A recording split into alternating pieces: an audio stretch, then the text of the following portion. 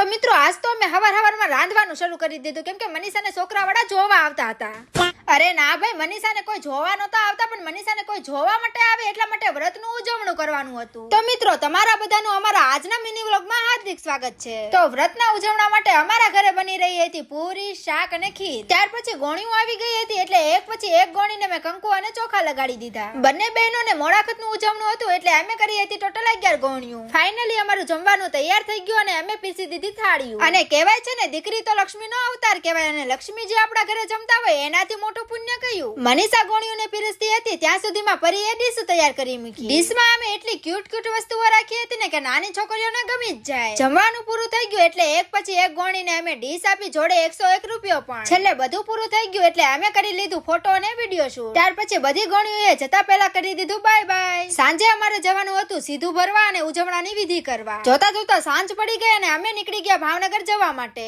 તો મિત્રો અમારે આવા મિની બ્લોગ બનાવવા જોઈએ કે નહીં, કોમેન્ટમાં તમારો જવાબ જરૂરથી જણાવજો. ત્યાં સુધી બધાને બાય બાય, રાધે રાધે.